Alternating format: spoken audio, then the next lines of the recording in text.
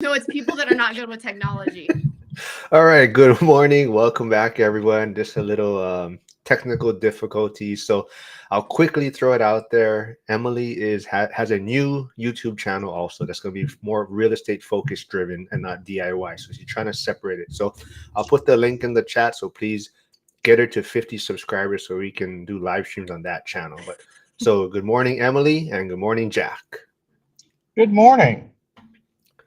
Yeah, so we'll dig into, Jack has a lot of things he wants to ask you about the contractor side. I think what he's also going to ask you is maybe why you're doing two channels, because even Jack was mentioning to me the other day he's thinking about changing the branding for his channel name. So Jack, do you have any questions for Emily up front while I put her channel and stuff in the chat? Yeah, so to start things off, when you're talking about contracting and stuff, the first thing I noticed is that you weren't hunched over your computer like most 50-year-olds or 60-year-olds that are in the construction field that have beaten themselves up so badly. So since I'm working my way more into it, what recommendations can you provide as far as like keep like your health and fitness and stuff, and even like a stretching regimen or something? Sure. So I don't think that I'm probably the best example of health. I will say, so I actually, I don't know if this has any relation on it. I don't eat meat. I haven't eaten meat in like 20 something years. And so that might have some health impacts that I'm not aware of. That's not why I don't. I've just always been pretty grossed out by it. So I stopped eating meat when I was a teenager. So that might have some health impacts. I think construction is good for you because you're staying busy and you're moving, especially as you age. I remember my mom's dad who raised her. He was her stepdad, but that's her dad. He raised her. And he was a real estate agent, a broker back in the day. And he used to always say, you retire, you die. You retire, you die. And he never retired. He retired and he died like months after he retired. And I think people just stop doing anything. If you look at how little people actually move, we sit at a desk or we go to our job and we're physically not doing anything. So doing construction and walking around and carrying stuff, you have to be smart about what you lift on your own and what you expose yourself to and wearing a mask and, following safety protocol. But like my real estate mentor, he's in his mid 70s and he still is renovating houses. There's things he can't do anymore, but that's probably because he's active every day. Yeah. Yeah, because what I'm thinking about doing is like, especially when I get into doing this more on a regular basis, is doing some stretching regimen, like doing the warm and stuff, making sure to do, get your cardio in on your days off. Make sure that your days off, you're not just sitting around doing nothing. So I just want to say quickly, so I put Emily's new YouTube channel also in the chat, so please jump over there, subscribe. I do see Double Dubs tuning in from Instagram, so thank you for stopping by. Yes, and I'll also put I think I have their Instagram handle here too, so go check them out. That is the Buffalo Wings that they have a food truck for that's won 4 years in a row. But yeah, so Jack, also you were talking about changing your brand name too, right? So you want to kind of fix your YouTube possibly? Yeah, so what I'm thinking about doing there is more of, oh, Mark, not to change the topic, but do you realize that the single family house right next to yours is up for sale now? No, I do not know, but I'll ask Alex after. Yeah, like I just parked and it's up for sale now. All right. Well, I'll take a look. I'm sorry, what was the question again? Oh, the YouTube. Yeah, so what I'm thinking about doing is I'm thinking about, and I'm not 100% sure if I'm going to do this or not, but what I'm thinking about doing is renaming the channel and changing some things about it. And I wanted to name it, what was it, Dirty Hands to Fat Wallet? Because eventually I want to write a book, but it's kind of like Zuber's book, One Rental at a Time, his story. Well, my story's not done yet, so I can't write the book yet. But part of that is talking about the businesses, which I kind of already talk about on Jack's Business Talk. I already kind of talk about the businesses from time to time, but I wanted to do more voiceover. So like talk about real estate and stuff while filming myself and like fast motion and stuff, if that makes sense. Okay. What is your, so that's what you want to call your YouTube channel? What is your Instagram? Do you have channels everywhere? Sort of.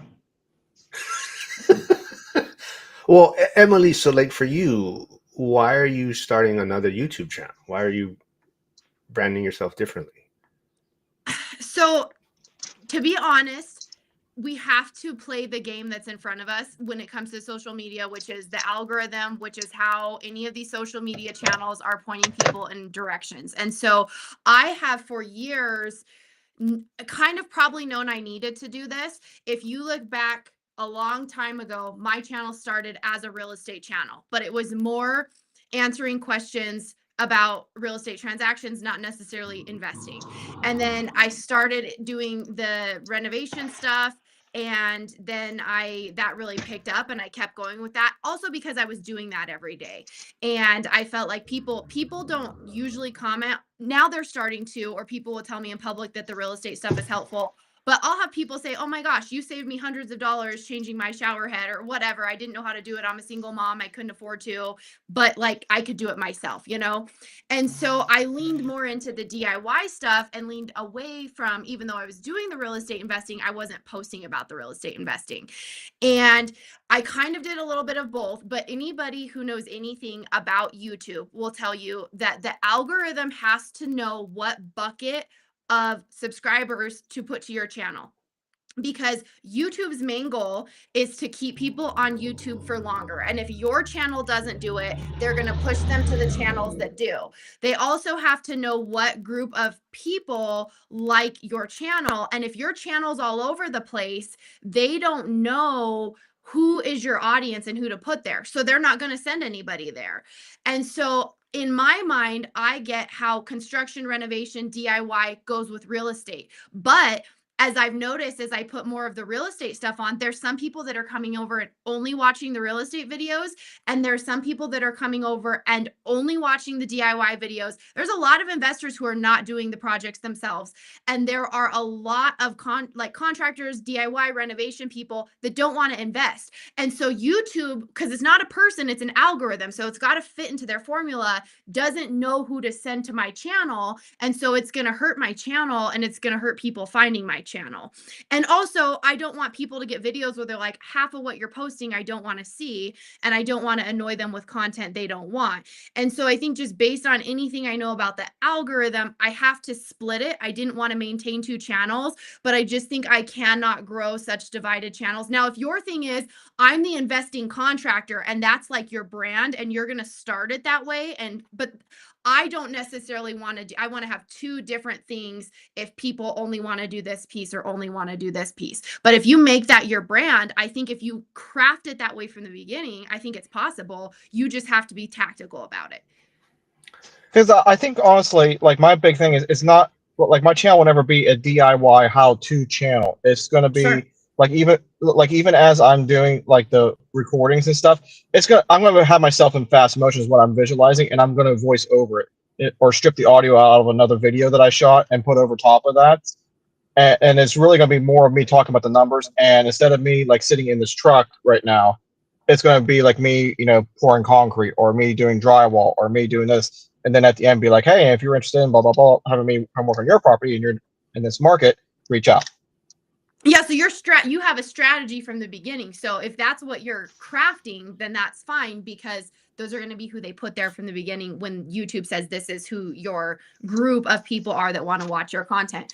Are you, because you're talking about the time lapses, are you going to be more of a shorts like vertical channel, or are you going to be a landscape channel? Have you thought about that? It depends on the video. Most of my content will be longer, like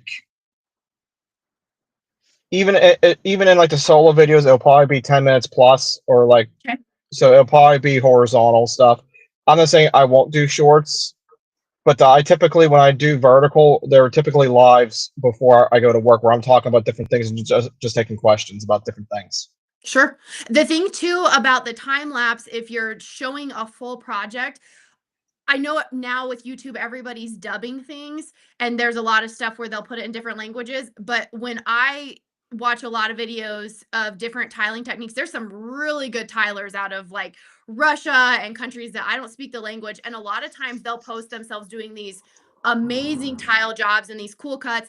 And it's just time lapses. And I can watch, fully see what they're doing and learn from a time lapse. And some of those guys do have a lot of subscribers because they're just masters at their craft. And Yeah, the language thing does, so someone might also just be watching, now the dubbing is there, whatever, but they might just like to watch that full project too. yeah. Hugo from Stay Winning Wealth, who has a great podcast, does say, sometimes I think my second channel should be a podcast clips or a second channel on food and travel. Hey, we got Dion, the keynote speaker at Bigger Pockets this past year, joining us this morning.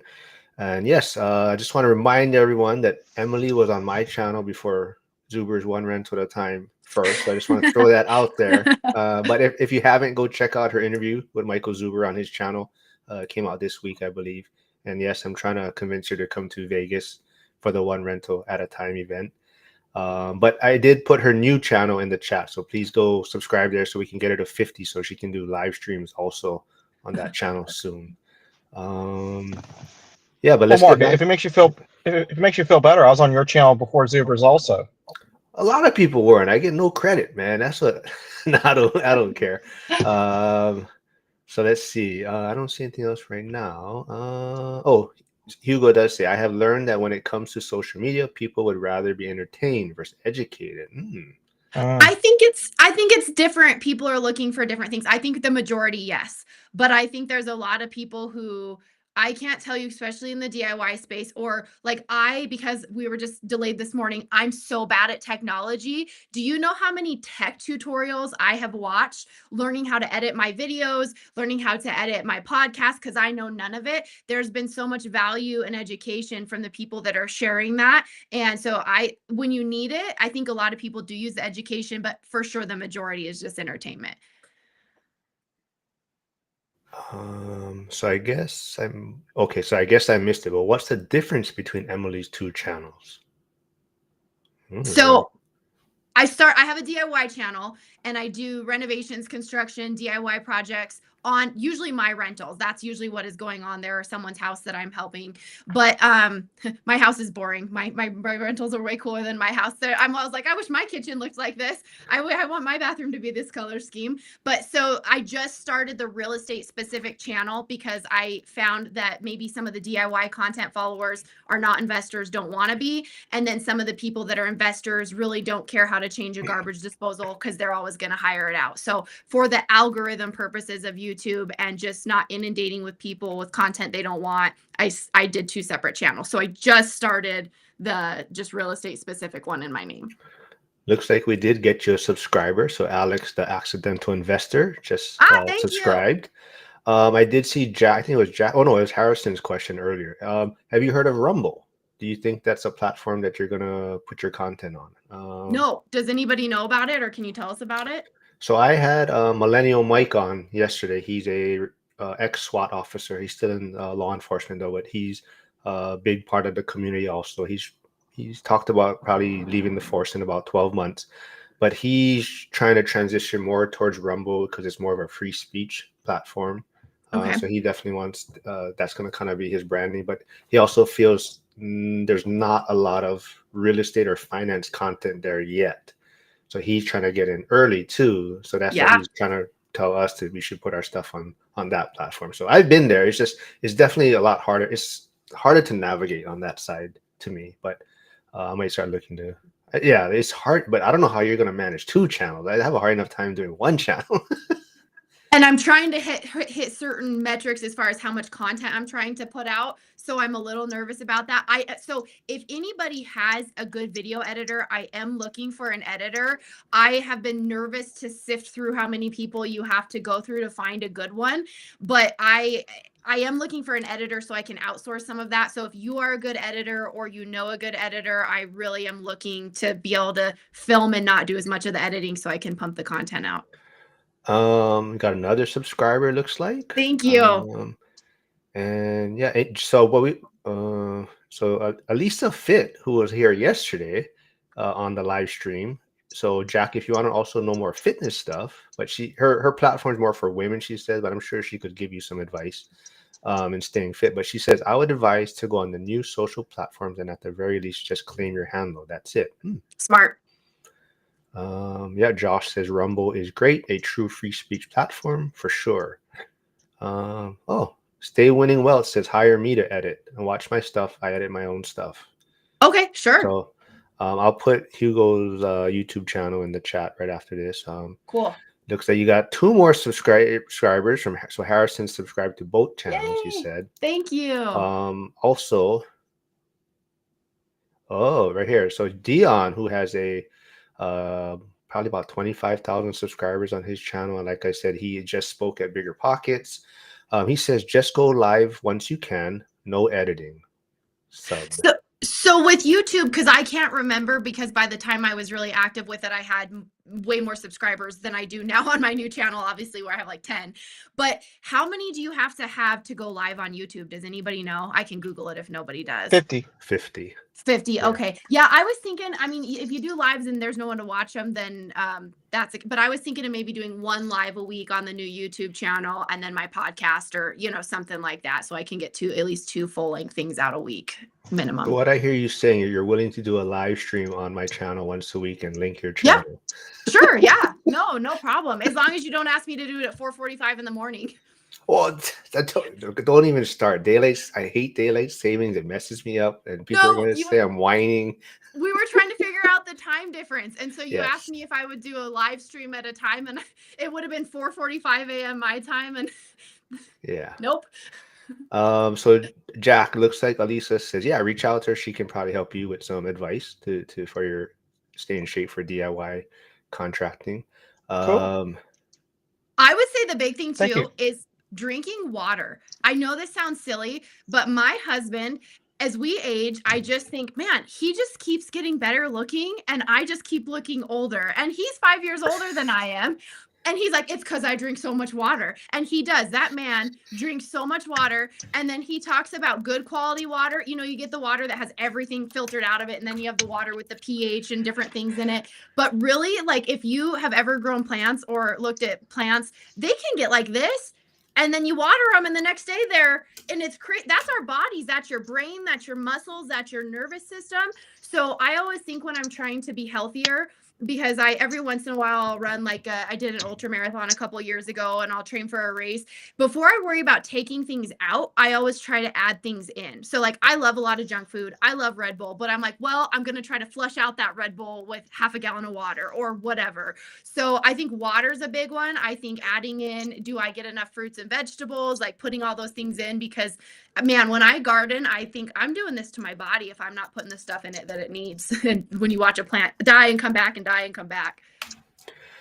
Dion, so I think Dion is hinting he's going to be going live probably after this. So I like to thank Dion all the time because he checks to see if I'm live first. So he kind of holds off so he doesn't steal all my audience. But he says, yeah, when you can go live, log in and check to see if I'm live first. But yes, I appreciate that, Dion.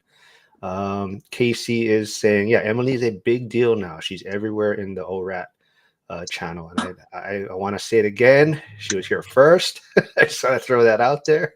So talk about Vegas, because you keep mentioning it. What happens there? What does that look like? What's the event like? Tell us. Sorry to put you on the spot, but you keep mentioning it. So give us some more detail on that. Okay. Jack, do you want to give her? So I went both years. Jack went his first time last year, or this past year, I should say. Do you want to give her your thoughts on it first, Jack? On what it's about? Yeah. So I mean, for me at least, I showed up last year with really not. I was more excited to meet, people like Mark and Trade Better. Finally meeting the people that I have on my channel or talk to all the time, in person. That's what I was really excited about.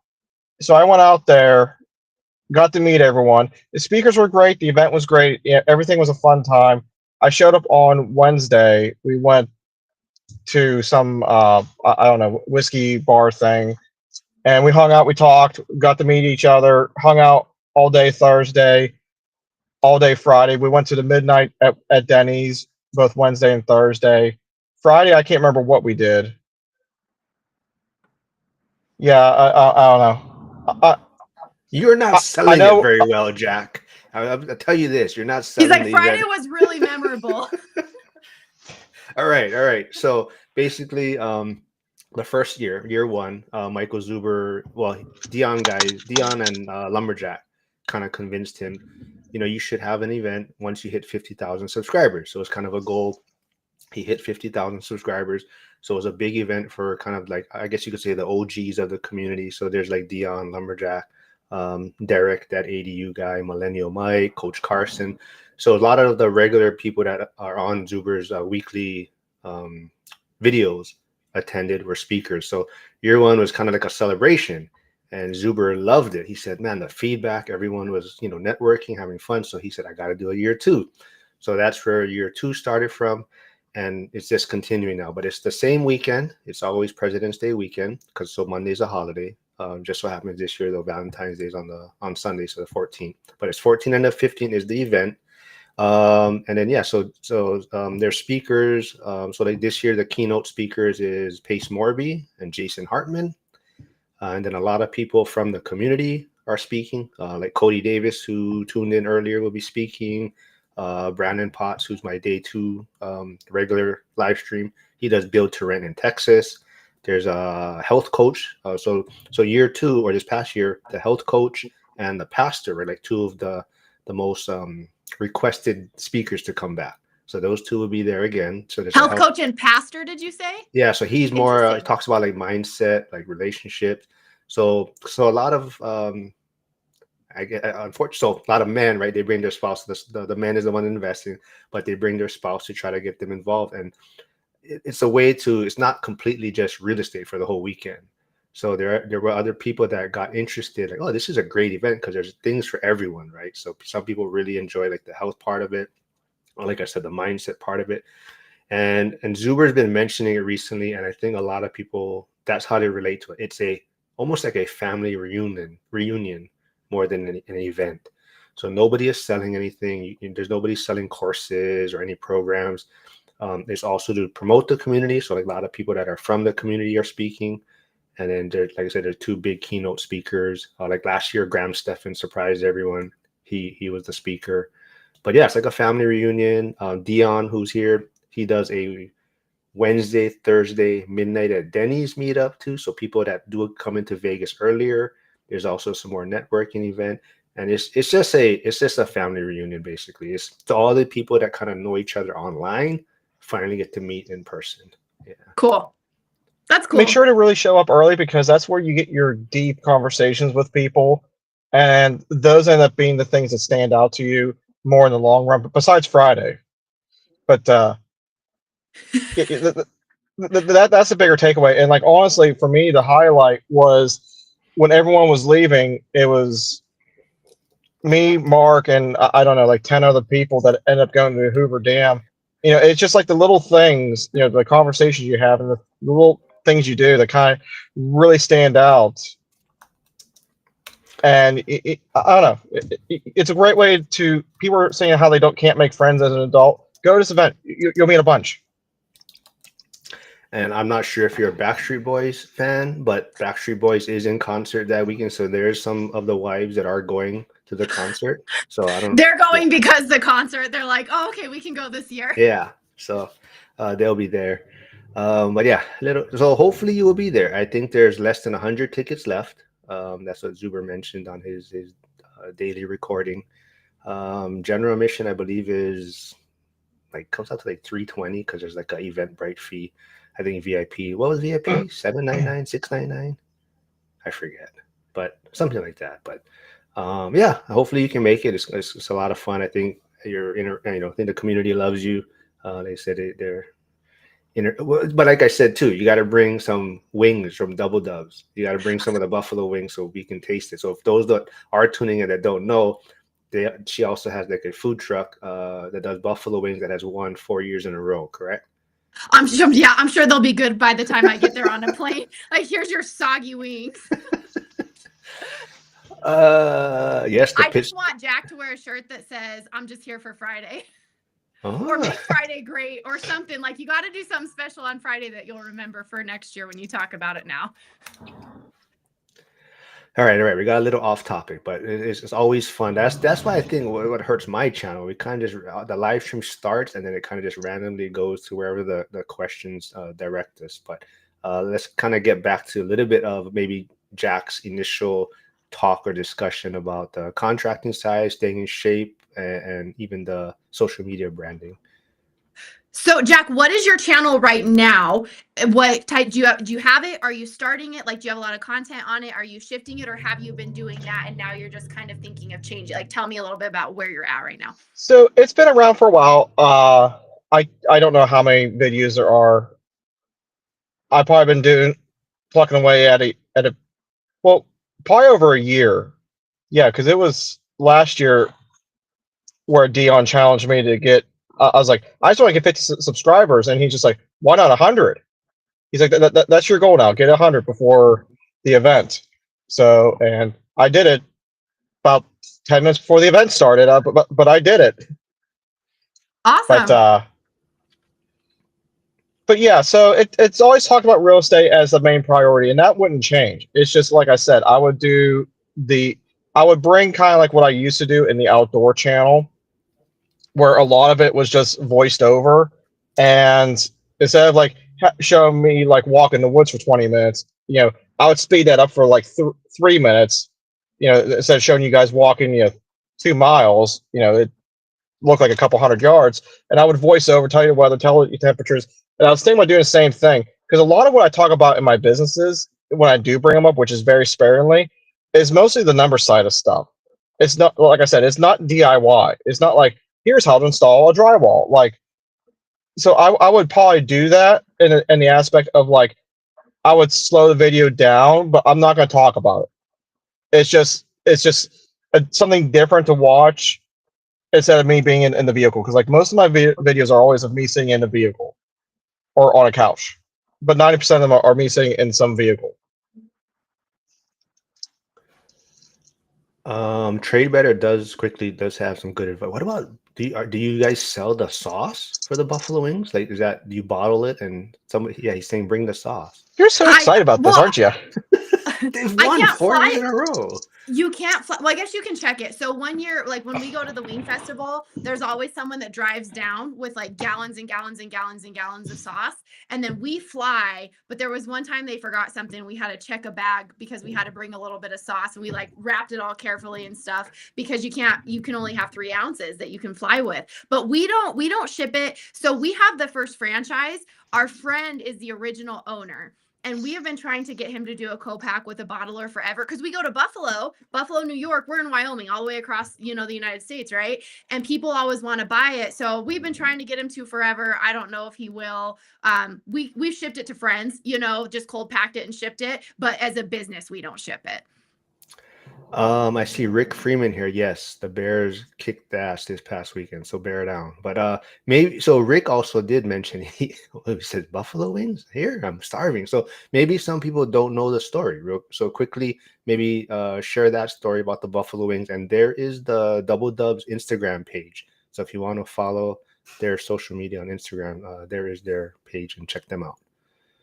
Yeah, so the story with the wings is, and I think a lot of people that invest in real estate, if you have the entrepreneurial spirit, you might have a lot of other things you've done or you do after that, or so we just we like business and we saw an opportunity. So my husband's one of his childhood best friends growing up, they used to always make wings, but if anyone's ever had a fry daddy, they would like hover around a fry daddy and fry like 3 wings at a time. It's like a little tiny fryer, and they'd wait for them and then they'd eat them and then they'd fry 6 more, however many fit in there. But his friend is so good at coming up with sauces. He is like a sauce genius. And so he has a food truck in Laramie, Wyoming, which is where Josh Allen, Buffalo Bills, where he went to school. He was the quarterback there.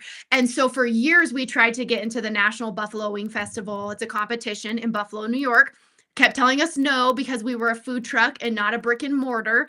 And so Josh vouched for us to the guy that runs the whole contest. And everyone in Buffalo loves Josh Allen, of course. And he said, these are super good wings. These are my favorite wings. So they let us in, and everyone thought, oh, they're just letting him in because of Josh. And then we went and just knocked it out of the water and have gone back, every year since then, and have won festival favorite 4 years in a row. All right, so hopefully we can get the sauce out to Vegas by then, and so everyone can try it. But even on the Zuber's video, after I watched it, I found it interesting. You were talking about it was about college too, right? Like how not that it was a waste of time, but it's almost you're in the trades now in a sense, right? So what's your thoughts? I don't know. Do you have any kids? Is that No. okay?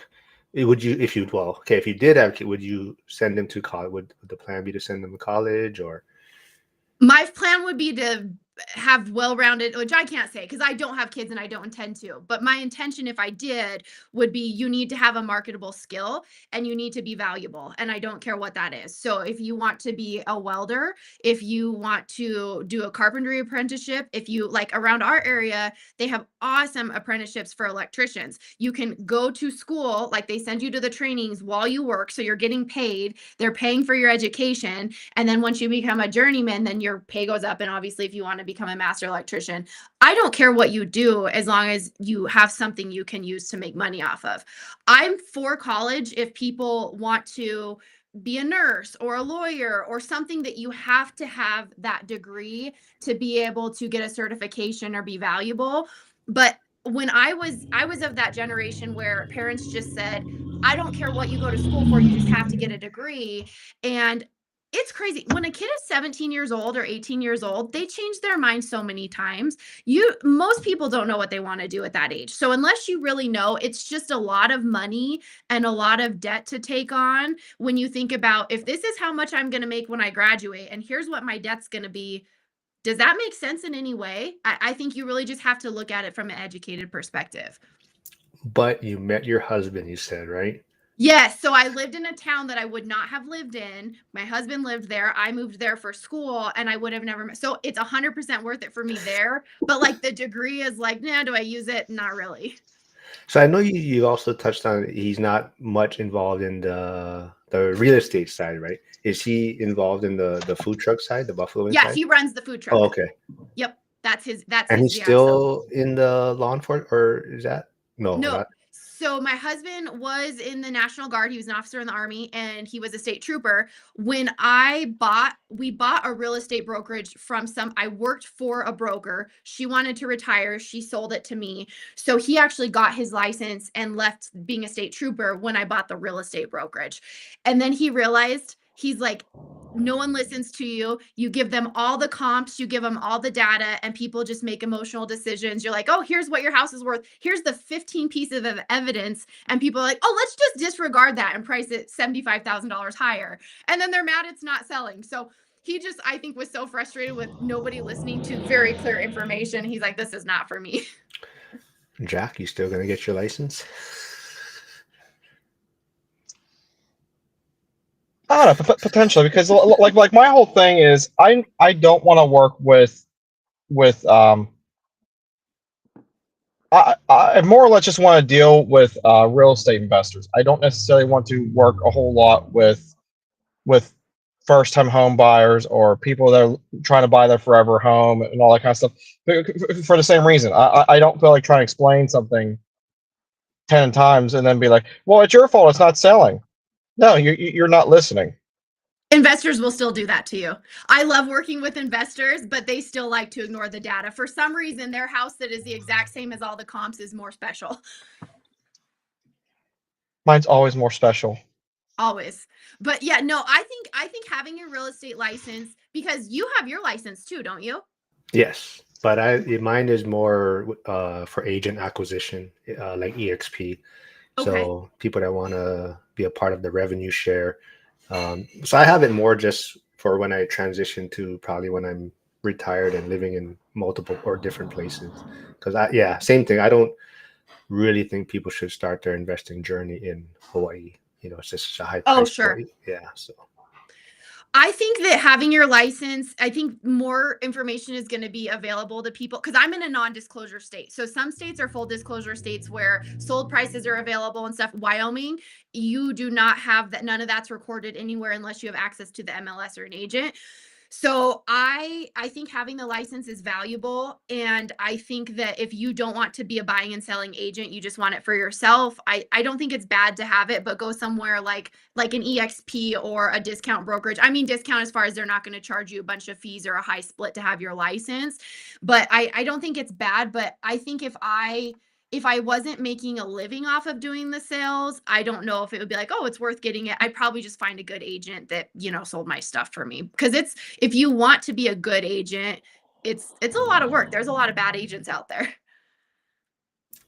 I do want to remind everyone that Jack is also streaming on his YouTube channel right now. So if you haven't, can you go jump over there, subscribe, hit the like button, get Jack. What are you at now, subscriber count, Jack? It's not quite 160. It's like 156, 158, something like that. All right, we'll get Jack to 200 soon, Emily to 50 soon, so she can live stream. Well, I do want to say Emily's other channel, though, has 15,000 subscribers. So, yeah, we don't have to worry about that one, but we got to get the new one up to 50. So, Jack, oh, go ahead. Go ahead. I was going to say I'll go look at your channel. You said you're not doing shorts right now. You're just doing long format. I do have some shorts on there, but there's no new shorts that have come up in a while. Okay. Do you have the capacity, like as far as what you can do and what you have time to do more shorts, even if they're just quick time lapses, if you're doing projects and stuff? Potentially, maybe. I have found that consistently doing shorts, and I think there's a lot of different research and different YouTube experts will tell you different things. But so if you don't want to be a shorts channel, if you don't have a lot of long form, you don't want to start with just shorts because YouTube will think you're a shorts channel. But if you have an established channel and a lot of content, when I consistently post shorts, I get so many more eyes on my channel. And your shorts subscribers are probably going to be different than your long format because people always talk about trying to get people from your shorts to your longs. It is probably going to be a different consumer basis, but if you're trying to grow that subscriber count, I would try to post more shorts because I get way more subscribers. When I post a short a day, I get 150 to 200 more subscribers a month than I do not posting a short a day. And I did it for a month. I stopped and I did it again. And it was the difference of 150 plus difference in subscriber growth per month. Looks like we got you another subscriber, Jack. So Ali just subscribed to your channel. He's an investor flipper in Detroit. He lives in Florida, but his house is in both places, but his investments are primarily in Detroit, but he's in the school community.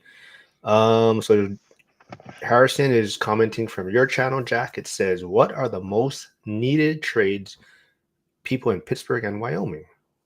Do you want to go first? Yeah, sure. I'll go first. Pretty much any manual labor trade. So like, and I don't want you to think like heavy duty construction, like your HVAC. There's a million HVAC companies, and like unless the owner is purposely trying to drive the business in the ground, it seems like they're all doing fairly well, even not running with the best technology. Your plumbers, your electricians, your handyman, your GCs. It seems like everyone's booked at least a month or two out, and that's what I would focus on. Is just your getting your hands dirty type of trade skills are the ones that are doing the best and have the most demand. And if you need them, then you need them, and they're hard to get to your place. I would say in Wyoming, so I'm in Rock Springs. This could obviously be different in different towns, but in my area, you could come and start any trade business and I think be successful. I think you could start electrical, plumbing, you could do groundwork, you could do HVAC, you could do roofing, because there are so many people here that don't answer their phone, that don't get back with you. I work with a lot of investors. I work with a lot of contractors that sub pieces out, members of the public who just need things done, realtors that just need things done for their clients' projects. And everybody is so flaky and unreliable that, I mean, I always tell my Instagram friends this that are tradespeople. If you're in a flooded market, if you came here and just did the very basics of professionalism, of responding to people and actually getting someone a bid when you say you will, you would very much succeed, because there's such a void of reliable tradespeople here across the board. Yeah, I would definitely second that also. Just answering your phone and being courteous to people.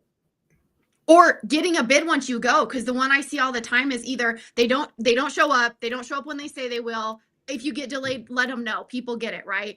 But they came and then they never got back to me with a bid. They showed up and they said they'd get me a bid by tomorrow, and then they didn't get me a bid by tomorrow, and I had to follow up, you know. So I just hear everybody's complaints, and people just, I feel like a lot of times you have somebody who's maybe good at a craft and they're not good at the business piece, or someone who gets like a coach and they're good at the business piece, but they have no idea what they're doing in the actual trade. And so if you can be good at the trade and just have basic business competency, you would blow it out of the water where I live.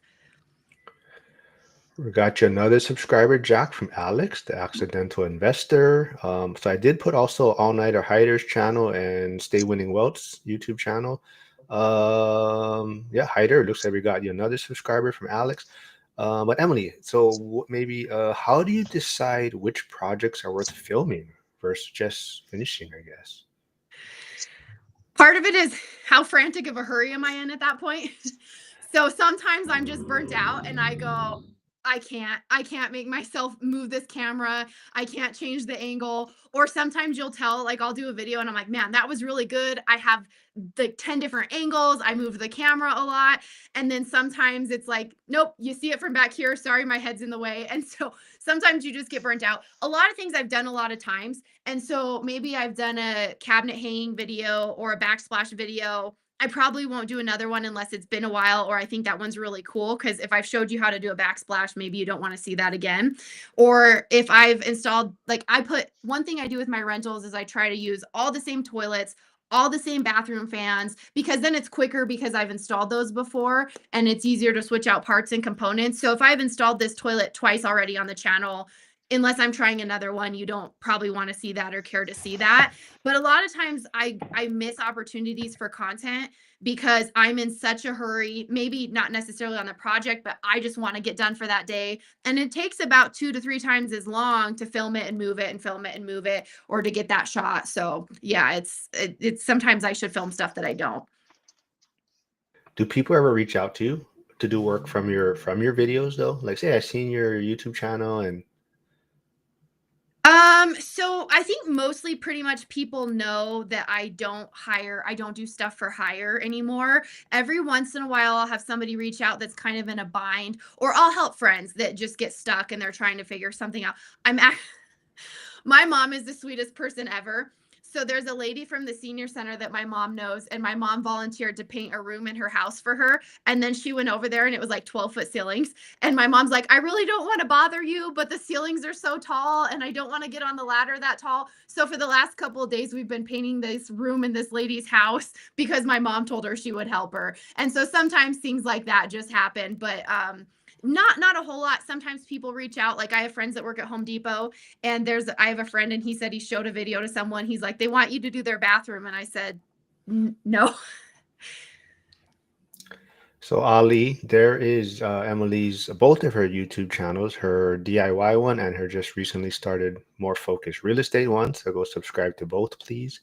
There's also her Instagram handle and also the Double Dubs, the Buffalo Wings Instagram page. So go check them out. Let's see. Is Alex talking about Floor Leveler?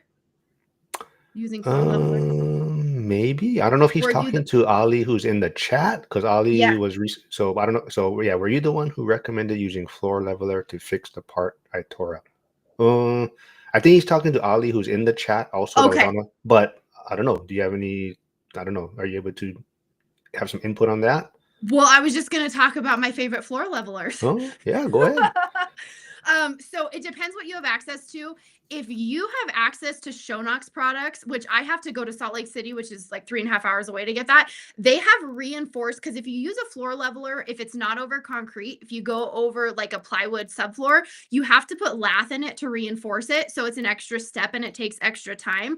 Shownox is a brand that has levelers that are like polymer reinforced, and you can actually pour really thin layers over a plywood or a wood subfloor, and it can get really thin. There's not the extra step of the lath if it's a big section of floor. So if you can get access to Shownox, I would definitely use that, because it's going to be more user friendly than, I don't know what the brand is, but like the red one that Home Depot has, you got to do more extra steps there.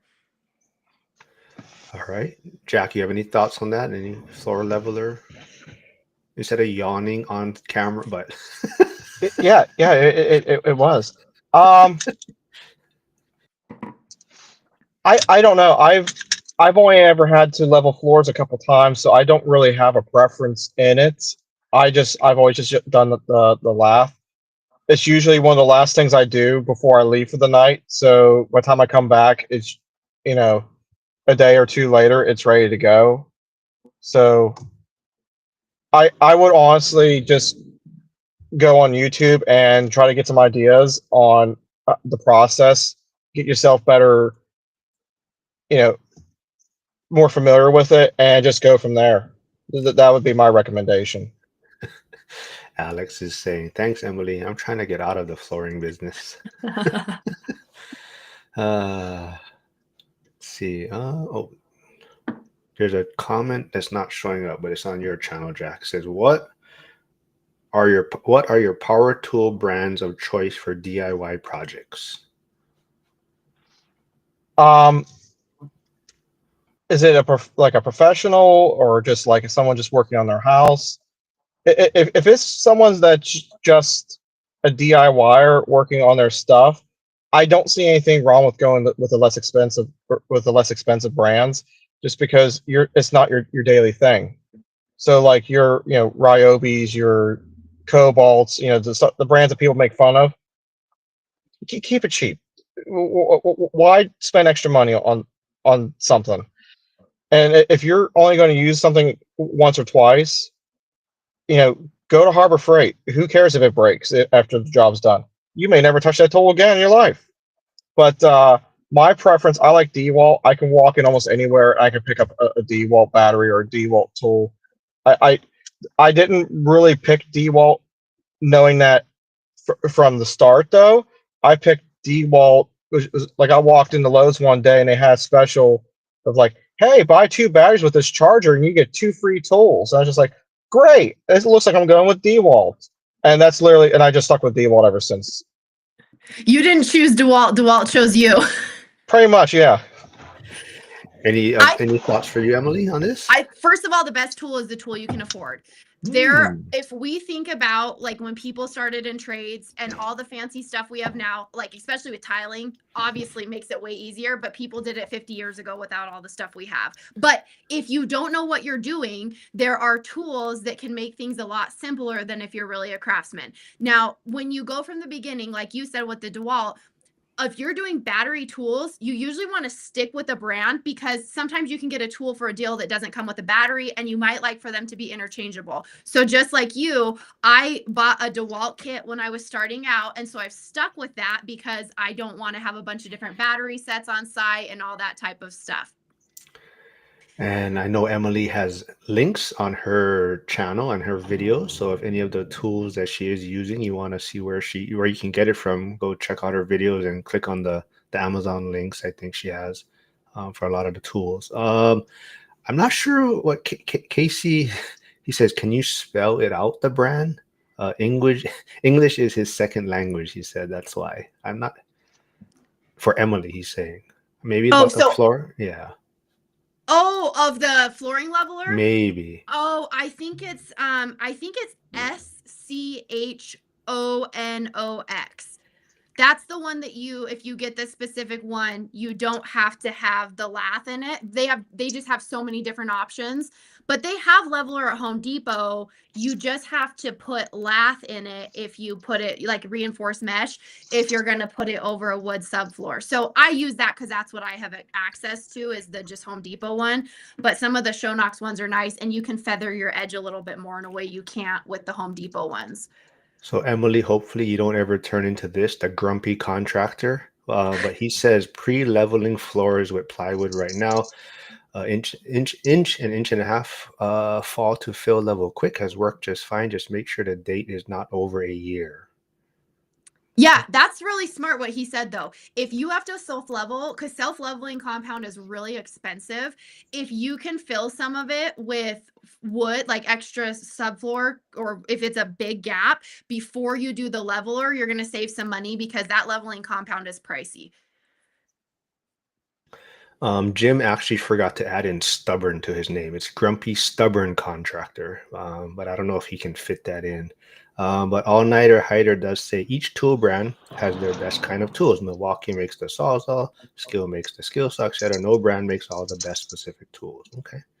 I would agree. I think there's some things, like I one time had a Ryobi drill that somebody gave me as a gift, and it has no power. I don't even still have it. I wouldn't use it for anything, but there's tools I don't use a lot. Like I think my little hand jigsaw is Ryobi because it was cheaper, and I'm like, I'm hardly ever going to use this. But my drills, my impacts, my Sawzalls are DeWalt. So kind of depends on the power and what you're doing with the tools. But there are some that have things that work that maybe don't so great on the other tool specific stuff.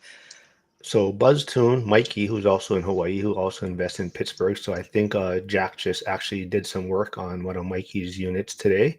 But he says, I think this is for you, Emily. Do you have optimization preferences for investors in your market, similar to lumberjack landlord who's in the Northeast? So like specifically for your market, is there things they can use to optimize their units, I guess, or procedures? So I guess I think about this isn't necessarily anything super special or fancy, but I always try to make my rentals a little bit, which everybody should, a little bit nicer. Things rent like crazy here. Rental market has been really steady for a really long time. Kind of goes up and down obviously in price, but it just stays steady here. But I think of this when I renovate a house to sell. You know how you have that really cookie cutter blueprint that a lot of investors will do, where it's forever it was gray and white, right? And they have the LVP floor and the white cabinets and it's fresh and clean, but it's pretty basic. I always try to do something kind of special that's extra that you wouldn't put in a property, because people make really emotional decisions. And I know this from being a realtor. I will see people want a house, they'll want to upsize, and then they'll pick a house that's just as small as their house, but it's pretty and shiny and new. So it's like when people put granite in or something like that, and it's like lipstick on a pig type of thing. I really renovate my properties nicely, but maybe in a bathroom, is the surround perfectly fine? Yeah, but we really have that showstopper tile or backsplash or something where people get excited about that space. So I'm putting a little bit more money in, but my units take me longer to renovate, but they rent like that. A lot of times they pre-rent, I'm working on them, and people message me and say like, are you going to be renting that one out or selling that one? Or like the house I'm renovating to flip right now, our market is declining. And so I know it's going to have to be a little bit specialer than a normal basic flip. So I'm going to do like a built-in, and it's going to be electric, but a fireplace wall that either has stone or shiplap or something cool that makes it a little bit specialer, where someone walks in and like emotionally they're kind of attaching to it. A lot of the flippers are using laminate. I'm going to put granite in this, probably quartz. Not necessary. I might net a little bit less, but it's going to sit on the market for less days. So just making it a little bit more special than what the other flippers are doing, but it will sell faster. I'll make a little bit less money.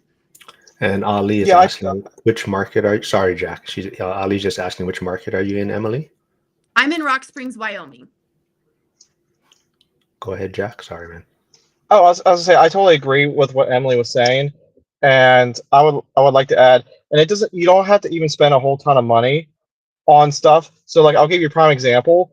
In the bathroom, like for a rental, a lot of people just put LVP down. If it's a small square footage for a bathroom, the cost isn't that different to lay down nice tile. So that's another way to really make your place pop. And I've done this a couple times in my units where we just get the pallets from work and we just throw them away. I'll go ahead and pull the pallets apart, and I'll take the pallets home, obviously, and then I pull them apart, and I'll create like an accent wall where I run it through, take the nails out, run it through a planer, smooth it out, hook it up into a wall. Usually, there's some goofy wall that's oddly sized, and I'll put that, and I'll put different color stains and stuff on each individual board, and I'll make like different colors, and I mix them all up and stuff, and it just creates an extra something that makes it a little bit special.